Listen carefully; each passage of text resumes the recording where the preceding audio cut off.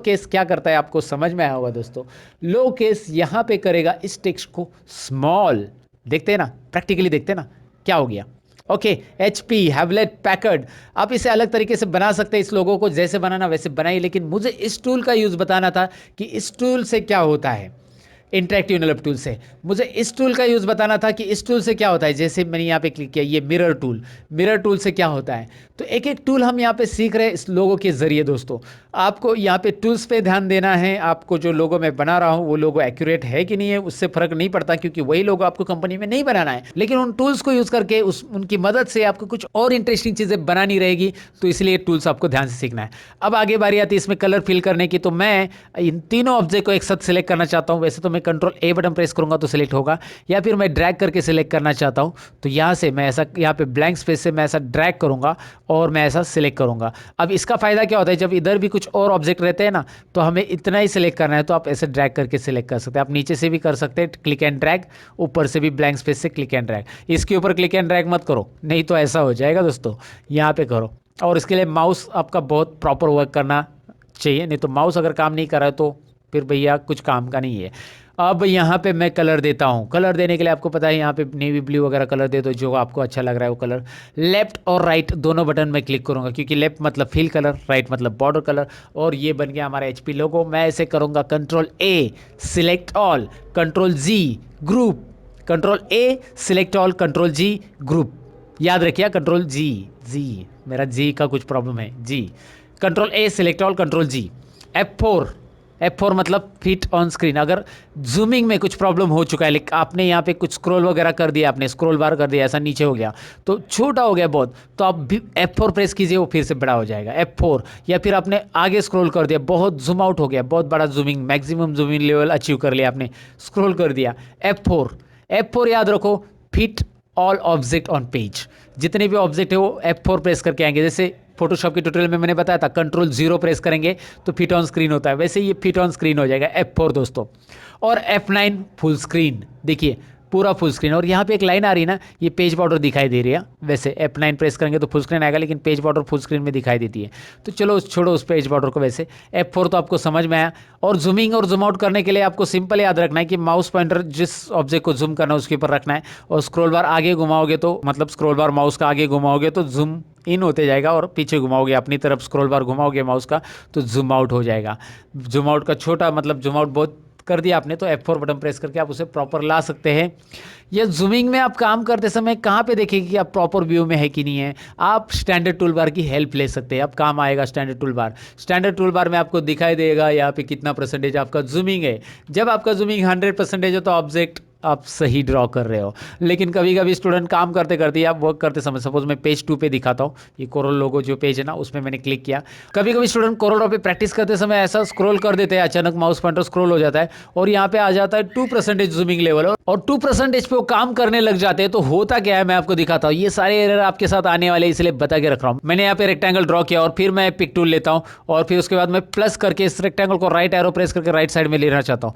तो मैंने प्लस किया और राइट एरो प्रेस किए जा रहा हूँ, प्रेस किए जा रहा हूँ, प्लस होके वो राइट में आ ही नहीं रहा है, ऑब्जेक्ट दिखाई दे रहा है, मुझे माउस से खींचना पड़ेगा उसको ऐसे। सो यहाँ पे ये जूमिंग लेवल 2% का ये ड्रॉबैक है कि आपका ऑब्जेक्ट यहाँ पे ये देखिए 2% ऑब्जेक्ट जो ड्रॉ होता है ना, आपको ये दिख रहा है वैसे छोटा, लेकिन ये ऑब्जेक्ट बहुत बड़ा हो जाता है अगर इसे 100 पे आप लोगे तो। जब इसे 100 आप टाइप करके एंटर करोगे तो ऑब्जेक्ट दिखाई नहीं देगा, कहीं पे नहीं दिखाई दे रहा है, बहुत जूम हो गया, राइट।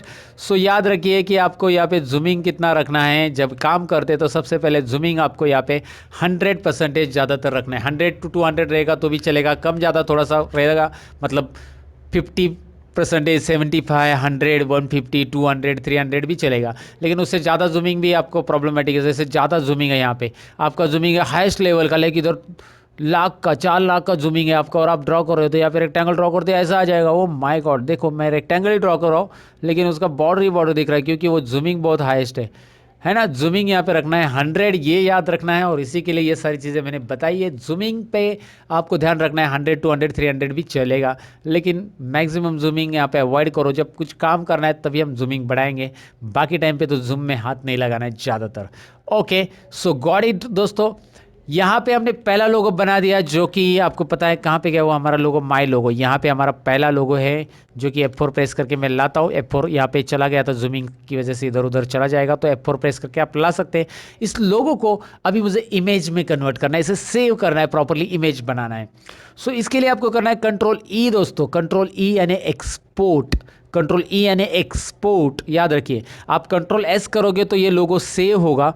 कंट्रोल एस किया मैंने अभी, सेव ड्राइंग, और ये ड्राइंग जो होती है CDR फाइल में हो जाएगी। सपोज यहाँ पे मैं सेव करता हूँ इसको न्यू फोल्डर में, और यहाँ पे मैं यहाँ पे न्यू फोल्डर का नाम दे देता हूँ, कोरल ड्रॉ नाम दे दिया मैंने, और इसके अंदर ये ग्राफिक 1 का यहाँ पे लिखा मैंने HP लोगो। ये कोरल फाइल मैं सेव कर रहा हूँ। जब भी कोरल फाइल सेव होती है वो CDR फॉर्मेट में होती है, यानी कि CDR उसका नेटिव फॉर्मेट एक्सटेंशन है कोरल ड्रॉ का, लेकिन ये फाइल कोरल ड्रॉ में ही ओपन होगी, और ये जो पुराने वर्जन की फाइल है नए वर्जन में ओपन होगी। याद रखिए, कोरल ड्रॉ में 12 में हमने बनाई हुई फाइल नए वर्जन में ओपन होगी, नए वर्जन में बनाई हुई फाइल पुराने वर्जन में ओपन नहीं होती है। जैसे नए कोई भी कोरल ड्रॉ का नया वर्जन आपके पास है, उसमें से अगर आप कोरल ड्रॉ में फाइल बनाते हैं तो वो पुराने वर्जन में ओपन होने वाली नहीं है, लेकिन ये पुराने वर्जन की नए वर्जन में डायरेक्टली ओपन होगी। सेव कैसे करना है वो तो हमने सीख लिया, लेकिन एक्सपोर्ट क्या होता है, कंट्रोल ई, एक्सपोर्ट।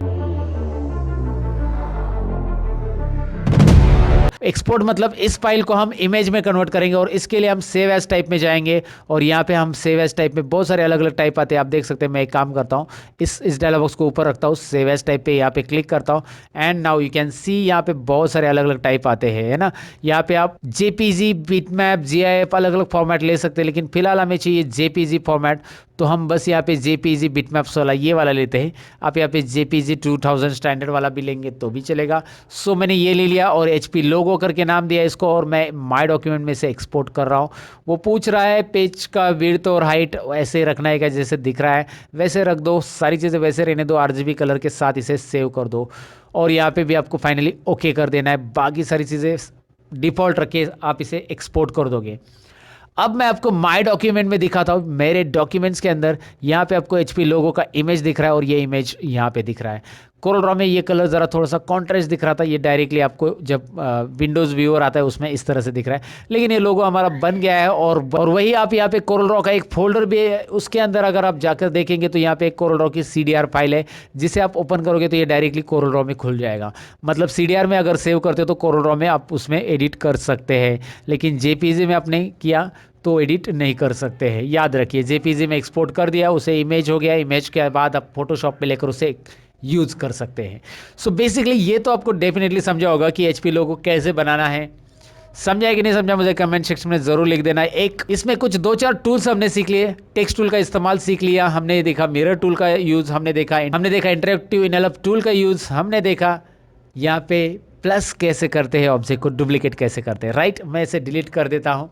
अब मैं आपको दूसरा लोगो पढ़ाने वाला हूं, जो कि हम सीखने वाले हैं एयरटेल का लोगो। एयरटेल जो पुराना एयरटेल है वो मैं आपको बता रहा हूं, क्योंकि मैंने पुराना एयरटेल की थोड़ी प्रैक्टिस की है। नए वाला एयरटेल भी आप बना सकते हैं। पुराना एयरटेल का लोगो शायद आपने देखा होगा, नहीं देखा होगा कोई बात नहीं है, लेकिन उसमें जो टूल्स यूज़ है वो मज़ेदार है, इसलिए वो पुराना लोगो मैं यहाँ पर ले रहा हूँ। तो यहाँ पर करना क्या है, रेक्टेंगल ड्रॉ करना है दोस्तों। बहुत ही सिंपल है। एक देखिए, मैं अभी वर्टिकल नहीं हॉरिजॉन्टल, एक लंबा सा रेक्टेंगल ड्रॉ कीजिए। मैंने पहले ही बोला हमें एग्जैक्टली एयरटेल लोगो नहीं बनाना है, हम उसकी तरह बनाएंगे, हम उसके अंदर की टूल सीखने वाले। तो पहले रेक्टेंगल ड्रॉ कीजिए। इस रेक्टेंगल को हमें बीच में काटना है। हम इसे अलग अलग तरीके से बना सकते हैं, एक लोगो अलग अलग तरीके से बनाया जा सकता है। मैं इसे बीच में काटना चाहता हूँ, और इसके लिए मैं काटने वाले टूल का यहाँ पे आपको प्रैक्टिकल बताऊंगा कैसे करते हैं और कहाँ पे मिलता है वो काटने वाला टूल। इसमें एक नाइफ भी होता है, चाकू भी होता है दोस्तों। नाइफ, जी हाँ, चाकू, वो वाला चाकू नहीं जिससे हम सब्जियां काटते हैं। यहाँ पे अपना एक टूल है ये नाइफ टूल। और इससे करेंगे क्या, लाया कैसे मैंने, ये सेकेंड वाला जो टूल है, शेप टूल इसे बोलते हैं, और उसके अंदर ये ब्लैक पॉइंट पे क्लिक करके इसमें 2 नंबर में 2 नंबर का टूल, 2 नंबर में 2 नंबर का क्या है यार, टूल का नाम है ये, मतलब ये टूल का पोजीशन है। 2 नंबर टूल्स में 2 नंबर टूल, नाइफ टूल लीजिएगा। उसके बाद यहाँ पे माउस लाइए और मिड पॉइंट ढूंढिए। मिड पॉइंट माउस घुमाइए इसके ऊपर, एज एज एज एज आता है, और आप माउस घुमाएंगे तो आपको कहीं ना कहीं पे मिड पॉइंट मिल जाएगा। इस मिड पॉइंट पे क्लिक कीजिए और नीचे वाले मिड पॉइंट पे क्लिक कीजिए। लेकिन मैं आपको बताऊं कि आपके कोरल ड्रॉ में ये मिड पॉइंट नाम नहीं आ रहे हैं। ये मिड पॉइंट नाम नहीं आ रहे, ऐसे नाम नहीं आ रहे, नोड वगैरह, तो लाएंगे कहाँ से? ये तो आपको बहुत इंपॉर्टेंट जानना दोस्तों। अभी तो मैंने यहाँ पे क्लिक किया और नीचे क्लिक किया, ये मैं दोबारा बताऊंगा, कंट्रोल Z करता हूँ, undo, undo, you know that. अब मैं बताता हूँ कि ये मिड पॉइंट आए कैसे। व्यू में सबसे पहले मैंने ये चेक रखा है, स्नैप टू ऑब्जेक्ट, जो आपको चेक रखना है आपके कंप्यूटर में। अगर ये चेक नहीं है तो बाय डिफॉल्ट तो कोरल ड्रॉ आप इंस्टॉल करते हो तो ये चेक रहता ही है, लेकिन आपको ये स्नैप टू ऑब्जेक्ट रखना है चेक, जिससे ऑब्जेक्ट स्नैप होंगे, जो कि माउस पॉइंटर उसके ऊपर लेके जाते हैं। मैंने इसे हाइड कर दिया, चलिए मैं इसे दिखाता हूँ अनचेक। अब मैं इसके ऊपर माउस घुमा रहा हूँ, ओ माय गॉड, मेरे को मिड पॉइंट नहीं मिल रहा है, क्या करेंगे क्या करेंगे सर, आपने तो बताया नहीं। ऐसा आप मत बोलिए क्योंकि मैं बता रहा हूँ। और ये है व्यू के अंदर स्नैप टू ऑब्जेक्ट दोस्तों, right. Snap to object on कीजिए, आपको मिल जाएगा आपके सारे पॉइंट्स। लेकिन इतने ही नहीं करना है, और एक चीज़ याद रखनी है, अगर आपके सेटिंग्स में ये प्रॉब्लम है, स्नैप टू ऑब्जेक्ट तो चेक है, लेकिन स्नैप टू ऑब्जेक्ट सेटअप में कुछ प्रॉब्लम है। जैसे मैं आपको दिखाता हूँ क्या प्रॉब्लम है।